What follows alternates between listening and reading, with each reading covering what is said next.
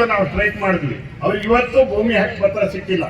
ಅಂತಹ ವಿಷಯವನ್ನ ಇಡೀ ದೇಶಕ್ಕೆ ತಲುಪೋ ಹಾಗೆ ಬಿಡುಗಡೆ ಕಾದಂಬರಿಯನ್ನು ಬರೆದು ದ್ವೀಪ ಪಿಕ್ಚರ್ ಬಂತು. ಜೊತೆಗೆ ಅವರು ಈ ಬೆತ್ತಲ ಸೇವೆ ಅಂತ ಒಂದು ನಾಟಕ ದೆಹಲಿಯಲ್ಲಿ ಪ್ರಚಾರ ಆಯ್ತು. ಅದು ದೆಹಲಿ ಕನ್ನಡ ಸಂಘಕ್ಕೂ ಆಯಿತು. ಜೊತೆಗೆ ಅಲ್ಲಿ ನಮ್ಮ ಇದು ಜವಾಹರ್ಲಾಲ್ ನೆಹರು ವಿಶ್ವವಿದ್ಯಾಲಯದಲ್ಲೂ ಅದು ನಡೀತು. ಇವತ್ತು ನಮ್ಮ ರಾಜ್ಯದ ಸಾಹಿತ್ಯ ಅಕಾಡೆಮಿ, ಕನ್ನಡ ಸಾಹಿತ್ಯ ಅಕಾಡೆಮಿ, ಯೂನಿವರ್ಸಿಟಿ, ಹಂಪಿ ವಿಶ್ವವಿದ್ಯಾಲಯ, ನಮ್ಮ ಕುವೆಂಪು ವಿಶ್ವವಿದ್ಯಾಲಯ, ಎಲ್ಲ ವಿಶ್ವವಿದ್ಯಾಲಯಗಳಿಗೆ ಅವರು ಸೆನೆಟ್ ಸದಸ್ಯರಾಗಿದ್ದರು. ಅವರು ಬರೆದಂಥ ಹಲವಾರು ಪುಸ್ತಕಗಳನ್ನು ಅಧ್ಯಯನ ಮಾಡಿ PhD ಮಾಡ್ತಕ್ಕಂಥ ಕೆಲಸವನ್ನು ಮಾಡಿದ್ರು. ಕಾಡಿನ ಬೆಂಕಿ ಅಂತ ಒಂದು ಅವ್ರದ್ದು ಚಲನಚಿತ್ರವಾಯಿತು. ಅದು ರಾಜ್ಯ ಪ್ರಶಸ್ತಿ ಬಂತು ಆ ಒಂದು ಪಿಕ್ಚರ್ಗೆ. ದ್ವೀಪ ಚಲನಚಿತ್ರ ಆಯಿತು. ಗಿರೀಶ್ ಕಾಶರವಳ್ಳಿ ಅವರು ಅದನ್ನು ನಿರ್ದೇಶನ ಮಾಡಿದ್ರು. ಕೊನೆಗೆ ಬಳುವಳಿ ಅಂತ ಒಂದು ಸಿರಿಗಂಧ ಶ್ರೀನಿವಾಸ ಮೂರ್ತಿ ಅವರು ಕೊಂಕಣಿ ಒಂದು ಚಿತ್ರವನ್ನು ಬಿಡುಗಡೆ ಆಯಿತು. ಬೆಟ್ಟದಪುರದ ದಿಟ್ಟ ಮಕ್ಕಳು, ಆಂತರ್ಯ, ಹೀಗೆ ಚಲನಚಿತ್ರವಾಗೂ ಸಹ ಅವರ ಕೃತಿಗಳು ಚಲನಚಿತ್ರವಾಗಿ ರೂಪುಗೊಂಡ್ವು. ಇಷ್ಟು ಚೆನ್ನಾಗಿ ಇವತ್ತು ಮಕ್ಕಳ ಕತೆ, ಸಾಹಿತ್ಯ ಇವೆಲ್ಲ ಬರೆದಿರೋದ್ರಲ್ಲಿ ಬಹಳ ವಿಶೇಷವಾದಂಥ ಸಾಧನೆಯನ್ನ ಮಕ್ಕಳ ಸಾಹಿತ್ಯ ಕ್ಷೇತ್ರದಲ್ಲಿ ಮಾಡಿದವರು. ಜೊತೆಗೆ ಅವರ ಕತೆಗಳು ಇವತ್ತು ಕೊಂಕಣಿ, ಮಲಯಾಳಿ, ತೆಲುಗು, ಸುಸಂಸ್ಕೃತ, ಸಂಸ್ಕೃತ, ಹಿಂದಿ, ಇಂಗ್ಲಿಷಲ್ಲೆಲ್ಲ ಅನುವಾದ ಆಗಿದೆ ಅವರ ಸಾಹಿತ್ಯಗಳು. ಇವತ್ತು ಸಾರ್ಕ್ ದೇಶಗಳ ಸಭೆಯನ್ನು ಬೆಂಗಳೂರಿನಲ್ಲಿ ನಡೆದಾಗ ನಾಡಿ ಸೋಜರ್ ಅವರು ಸ್ವಂತ ಕಥೆಯನ್ನ ವಾಚನ ಮಾಡಿದ್ರು. ಸಾರ್ಕ್ ದೇಶಗಳು, ಹಲವಾರು ದೇಶಗಳು ಒಟ್ಟಿಗೆ ಶೇರ್ ಮಾಡೋಂಥ ಕಾರ್ಯಕ್ರಮದಲ್ಲಿ ಸಹ ನಾಡಿಯವರು ಇವತ್ತು ವಿಶೇಷವಾಗಿ ತಮ್ಮ ಸಾಹಿತ್ಯದ ಸಂಪನ್ನ ಇವತ್ತು ಸವಿಯಾಗಿ ಮಾಡಿದ್ದಾರೆ. ಹಾಗಾಗಿ ನಾಡಿ ಸೋಜರ್ ಅವರು ಕೇವಲ ಸಾಗರದ ಆಸ್ತಿ ಅಲ್ಲ, ಕರ್ನಾಟಕದ ಆಸ್ತಿ ಅಲ್ಲ, ಭಾರತದ ಆಸ್ತಿ ಅಲ್ಲ, ಇಡೀ ವಿಶ್ವದಲ್ಲಿ ಕನ್ನಡದ ಸಂಪನ್ನ, ಕನ್ನಡದ ಸೌಂದರ್ಯವನ್ನ, ಕನ್ನಡದ ಲೇಖನಗಳನ್ನ, ಯಾಕಂದ್ರೆ ಇಂಗ್ಲಿಷ್ನಲ್ಲಿ, ಕೊಂಕಣಿಯಲ್ಲಿ, ಮಲಯಾಳದಲ್ಲಿ, ತೆಲುಗಲ್ಲೂ ಸಹ ಇವತ್ತು ಅವರು ಬರೆದಿರ್ತಕ್ಕಂಥ ಕೃತಿಗಳನ್ನ ಅನುವಾದ ಮಾಡಿದ್ರು. ಅಂದ್ರೆ ವಿಶೇಷವಾಗಿ ಈ ಕ್ಷೇತ್ರದಲ್ಲಿ ಅವರು ತೊಡಗಿದ್ದಾರೆ. ಅವ್ರ ಬಗ್ಗೆ ಇವತ್ತು ಈ ಕಾರ್ಯಕ್ರಮದಲ್ಲಿ ಹೇಳಲಿಕ್ಕೆ ಅಸಾಧ್ಯ ಅಂತ ವ್ಯಕ್ತಿ ಇವತ್ತು ಸಾಂಕೇತಿಕವಾಗಿ ಅವ್ರ ಮಗನಿಗೆ ಈ ಅವಕಾಶ ಕೊಟ್ಟಿದ್ದಾರೆ. ಹೇಳಿದ್ರು ಅವ್ರಿಗೆ ಒಂದು ರೀತಿಯಲ್ಲಿ ಭಯನೂ ಆಯ್ತು, ನಮ್ಮಪ್ಪ ಸಾಧನೆ ಮಾಡಿದ್ದು ನನಗೆ ಕೂರಿಸ್ಬಿಟ್ಟಾರಲ್ಲ ಅಂತ. ಅವರು ಸಹ ಅವ್ರ ತಂದೆ ಸಾಲಿನಲ್ಲಿ ಇವತ್ತು ಅವರು ಕೆಲಸವನ್ನು ಮಾಡ್ತಿದ್ದಾರೆ.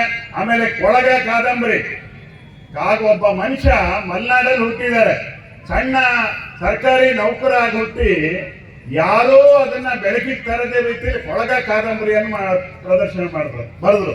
ಯಾಕೆ ಬರೆದ್ರು ಅಂದ್ರೆ ಕಾಗೋಡು ಹೋರಾಟದಲ್ಲಿ ಈ ಕೊಳಗ ಗೇಣಿದಾರರು ಕೊಡಬೇಕಾದಂತ ಭತ್ತ ಕೊಡೋ ಹೊತ್ತಿಗೆ ಕೊಳಗ ಇತ್ತು, ಸಣ್ಣ ಕೊಳಗ ಇಟ್ಟಿದ್ದನ್ನ ದೊಡ್ಡದು ಮಾಡಿಬಿಟ್ರು. ಅದೇ ಘರ್ಷಣೆಗೆ ಕಾರಣವಾಗಿ ಕಾಗೋಡು ಹೋರಾಟ ಆಗಲಿಕ್ಕೆ ಅದು ಒಂದು ಕಾರಣ. ಹೀಗೆ ಬಡವರು, ದುರ್ಬಲ ವರ್ಗದವರು, ಮುಳುಗಡೆ ಸಂತ್ರಸ್ತರು, ಹಿಂದುಳಿದ ವರ್ಗಗಳು, ಮಕ್ಕಳು, ಆಮೇಲೆ ಈ ಬೆತ್ತಲ ಸೇವೆ ಅಂತ ಜಾಗೃತಿ ಮಾಡ್ತಕ್ಕಂಥ ನಾಟಕ, ಹೀಗೆ ಕನ್ನಡದ ಭಾಷೆಯನ್ನ ಇವತ್ತು ಸಾಮಾಜಿಕ ಸಮಾನತೆ ತರಲಿಕ್ಕೆ, ಸಮಾಜದಲ್ಲಿ ನಡೆಯತಕ್ಕಂಥ ಶೋಷಣೆಯನ್ನು ಸಹ ಗಟ್ಟಿಯಾಗಿ ಹೊರಗಾಕ್ತವ್ರು. ಆದ್ರೆ ಒಂದು ಕಹಿ ಘಟನೆ ನಡೀತು, ನಾವೆಲ್ಲ ಪ್ರತಿಭಟನೆ ಮಾಡಿದ್ವಿ. ಅಂತ ರಾಜ್ಯದ ಕನ್ನಡ ಸಾಹಿತ್ಯ ಸಮ್ಮೇಳನ ಅಧ್ಯಕ್ಷತೆ ವಹಿಸಿದವರು ಹಿಂದೆ ಜಿಲ್ಲಾ ಸಾಹಿತ್ಯ ಸಮ್ಮೇಳನ ರಾಜ್ಯಕ್ಕೆ, ಹಾವೇರಿ ಸಾಹಿತ್ಯ ಸಮ್ಮೇಳನ ನಡೆದಾಗ ಅದ್ಯಾರ ಪೊಲೀಸರು ತಡೆಗಟ್ಟಿ ಅವ್ರನ್ನ ಹಾಗೆ ಕರೆಸ್ಬಿಡ್ತಾರೆ. ಅವಾಗ ನಾಡಿ ಸೋಜವರು ಮಾತಾಡದೆ ಹಂಗೆ ವಾಪಸ್ ಬಂದ್ರು ಹಾವೇರಿ ಕನ್ನಡ ಸಾಹಿತ್ಯ ಸಮ್ಮೇಳನಕ್ಕೆ ಹೋದವ್ರು. ನಾವು ಬಹಳ ದೊಡ್ಡದಾಗಿ ಪ್ರತಿಭಟನೆ ನಮ್ಮ ಮಾತುಗಳಲ್ಲಿ ಮಾಡಿದ್ವಿ. ಕೊನೆಗೆ ಅವರು ಸಾಹಿತ್ಯ ಸಮ್ಮೇಳನದ ಅಧ್ಯಕ್ಷತೆ ವಹಿಸಿದವರು ಕ್ಷಮೆ ಕೇಳಿದ್ರು. ಯಾರೋ ಒಬ್ಬ ಕೆಂಪು ಲೇಖನಿಯಲ್ಲಿ ಒಂದು ಪತ್ರ ಬರೆದು ಬಿಟ್ಟಿದ್ದಾರೆ, ಕೊಲೆ ಬೆದರಿಕೆ ಪತ್ರ. ಅವರಿಗೆ ಅವರು ಹೆಂಡತಿಗೆ ಹೇಳ್ತಾರಂತೆ, ಈ ಕೊಲೆ ಬೆದರಿಕೆ ಬಂದಾಗ ಅದನ್ನೆಲ್ಲ ಪಬ್ಲಿಕ್ ಮಾಡಬಾರ್ದಿತ್ತು, ನೀವು ಯಾಕೆ ಮಾಡಕ್ ಹೋದ್ರಿ? ಅಲ್ಲಿ ಸಾಹಿತ್ಯ ಸಮ್ಮೇಳನದಲ್ಲಿ ಅವಮಾನ ಆದ್ರೂ ನೀವು ಸುಮ್ಮನಿರ್ಬೇಕು ಅಂತ. ಅವರ ಭಾವನೆಗೆ ಅವ್ರ ಹೆಂಗೆ ಮಾನವೀಯ ಮನುಷ್ಯ ನಾಡಿ ಸೋಜ ಅಂದ್ರೆ ಅವಮಾನ ಆದ್ರೂ ಹೇಳ್ಕೊಳ್ಳಕ್ಕೆ ತಯಾರಿಲ್ಲ. ಅವರಿಗೆ ಬೆದರಿಕೆ ಪತ್ರ ಬಂದ್ರೆ ಹೇಳಕ್ಕೆ ತಯಾರಿಲ್ಲ. ಅದು ಹೆಂಗೋ ಆಗಿ ಗೊತ್ತಾಗ ಹೊರಗಡೆ ಬಂದಾಗ ಯಾಕೆ ಅದನ್ನ ಹೇಳಿದ್ರಿ ಅಂತ ಹೇಳಿ ಮತ್ತೆ ಅವ್ರ ಹೆಂಡತಿಯವರು ಪ್ರಶ್ನೆ ಮಾಡಿದ್ರು. ಅವರ ಹೆಂಡತಿ, ಅವರ ಮಕ್ಕಳು, ಅವರಿಗೆ ಇವತ್ತು ಈ ಸಾಹಿತ್ಯ ಕ್ಷೇತ್ರದಲ್ಲಿ ದುಡಿಲಿಕ್ಕೆ ಕೆಲಸ ಮಾಡಲಿಕ್ಕೆ ಅವರು ಇವತ್ತು ಬಹಳ ವಿಶೇಷವಾದಂಥ ತ್ಯಾಗ ಸೇವೆಯನ್ನು ಮಾಡಿದ್ದಾರೆ ಅಂತ ಅವರಿಗೆ ವಿಶೇಷವಾಗಿ ನಾನು ಧನ್ಯವಾದಗಳನ್ನು ಸಲ್ಲಿಸ್ತೇನೆ.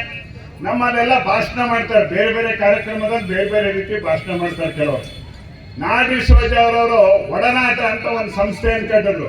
ವಿಲಿಯಂ ಅವರೆಲ್ಲ ಕಾರ್ಯಕ್ರಮ ಮಾಡ್ತಿದ್ರು. ಆ ಸ್ನೇಹ ಸಾಗರ ಅಂತ ಚೂಡಾಮಣಿಯವರು ಕಾರ್ಯಕ್ರಮ ಮಾಡ್ತಿದ್ರು. ನಮ್ಮಲ್ಲಿ ಸಂಗೀತದ ಕಾರ್ಯಕ್ರಮ ನಮ್ಮಲ್ಲಿ ಎಷ್ಟು ಇವತ್ತು ಇಡೀ ಜಿಲ್ಲೆಯಲ್ಲಿ ಯಾವ ತಾಲೂಕಲ್ಲೂ ಇಲ್ಲ. ರಾಗ ಸುಧಾ ಇತ್ತು, ಸಂಗೀತ ಸಾಗರ ಇತ್ತು, ನಾಡಿ ಸೋಜ ಅವರ ಒಡನಾಟ ಇತ್ತು. ಅವ್ರ ಜೊತೆಯಲ್ಲಿ ವಿಲಿಯಂ ತುಂಬಾ ಚೆನ್ನಾಗಿ ಕೆಲಸ ಮಾಡ್ತಾ ಇದ್ರು. ಅವರು ಸಡನ್ ಆಗಿ ತೀರೋದ್ಮೇಲೆ ಇವರು ಒಂದು ರೀತಿ ನೋವಿಗೆ ಒಳಗಾದ್ರು. ಹೀಗೆ ಬೇರೆ ಬೇರೆ ಘಟನೆ ನಡೆದು ಇವತ್ತು ಸಾಹಿತ್ಯ ಸಂಸ್ಕೃತಿ ಕಾರ್ಯಕ್ರಮಗಳೇ ಸಾಗರದಲ್ಲಿ ಇಲ್ಲದೆ ಇದ್ದಂಗೆ ಮರೆಯಾದಂಗೆ ಇವತ್ತು ನಮ್ಮ ಸಾಗರ ಆಗಿದೆ. ಇವತ್ತು ನಾಡಿ ಸೋಜ ಅವರು ತುಂಬಾ ಆದರ್ಶ ನಮಗೆ. ನೀವು ಯಾವುದೇ ಸಮಾರಂಭಕ್ಕೆ ಕರೀಲಿ ಅವರಿಗೆ ಒಂದು ಸಣ್ಣ ಚೀಟಿ ಮಾಡ್ಕೊಂಡು ಹೋಗ್ತಿದ್ರು ಫಾದರ್, ಒಂದು ಸಣ್ಣ ಸ್ಲಿಪ್ ಮಾಡ್ಕೊಂಡಿರೋರು.